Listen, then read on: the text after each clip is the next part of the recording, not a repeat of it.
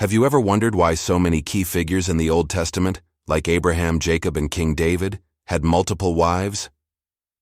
It's a question that can be a bit perplexing, especially when we look at it through a modern lens. Today, we're going to dive deep into the Old Testament to understand the context of polygamy and explore why it was not condemned as a sin in the way we might expect. Let's start by being clear. The Bible doesn't present polygamy as the ideal for marriage. From the very beginning, in the Garden of Eden, the model is one man and one woman. Genesis chapter 2 describes the union of Adam and Eve, saying, "A man shall leave his father and his mother and hold fast to his wife, and they shall become one flesh." This one man, one woman model is the consistent ideal held up throughout Scripture. So if that's the ideal, why do we see so many instances of polygamy? The key is to understand that the Old Testament is largely a historical narrative. It records what people did, not just what they should have done. The Bible is honest about the flaws and complexities of its heroes. It doesn't whitewash their stories. The inclusion of polygamy is part of this honest portrayal of a fallen world. Let's look at the cultural and historical context. In ancient Near Eastern societies, polygamy was a common practice for various reasons. For kings and rulers, multiple marriages were often strategic. They were used to form alliances with other nations, consolidating power and ensuring peace. Think of King Solomon, whose many foreign wives were part of political treaties. This was less about personal desire and more about statecraft. For the average person, there were also practical considerations. In a time with high mortality rates and constant warfare, there could be a significant imbalance in the number of men and women. Polygamy provided a social structure where women, who might otherwise be left destitute and vulnerable, could be cared for and protected within a household. It ensured they had provision and social standing. The law in Exodus 21, for example, outlines the rights of a first wife if a man takes a second, ensuring she isn't neglected. This shows that the law's primary concern was often social justice and protection for the vulnerable, even within a flawed system. Now, does the Bible's lack of outright condemnation mean it endorses polygamy? Not at all. In fact, if you read these stories carefully, you'll see that polygamous households are almost always filled with strife, jealousy, and heartache. Think of the rivalry between Sarah and Hagar, which led to Hagar and Ishmael being sent away. Consider the intense and bitter competition between Jacob's wives, Leah and Rachel. Their story is a powerful example of the emotional turmoil that polygamy creates. And what about King David?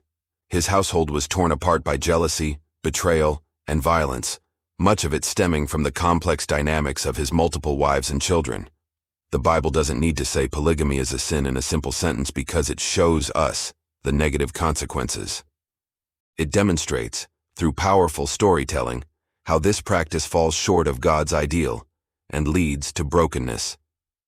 The wisdom literature also points toward the one-woman model. Proverbs 31 describes the excellent wife in the singular.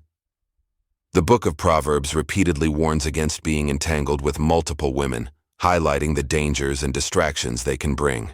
So when the law in Deuteronomy 17 advises future kings of Israel not to acquire many wives for himself, lest his heart turn away, it's not just a suggestion, it's a profound warning.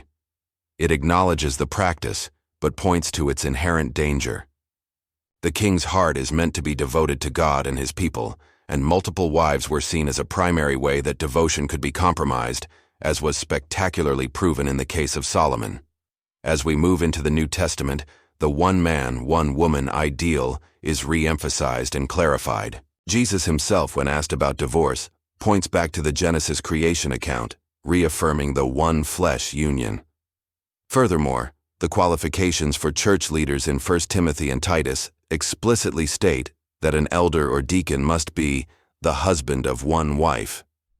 This established a clear standard for leadership and, by extension, a model for the entire Christian community. The church was called to reflect God's original design, moving away from the broken cultural practices of the past. So, to summarize, the Old Testament doesn't label polygamy a sin in a legalistic sense, but it consistently shows it to be a deviation from God's perfect design. It was a practice rooted in the cultural realities of the ancient world, often for pragmatic or political reasons. However, the biblical narrative itself serves as a powerful critique of polygamy, illustrating the conflict and sorrow it inevitably causes. The Bible is a story of redemption, of God patiently leading his people back to his original beautiful plan for human flourishing, and that includes his design for marriage as a lifelong, faithful union between one man and one woman. Understanding this helps us read the Bible with more nuance. It's not about excusing the practice, but about understanding its place in the historical narrative and recognizing the consistent thread of God's ideal woven throughout all of Scripture. Thanks so much for joining me for this discussion. If you found this topic interesting and want to explore more complex questions about the Bible, be sure to hit that like button and subscribe to the channel. Let me know your thoughts in the comments below. See you in the next video.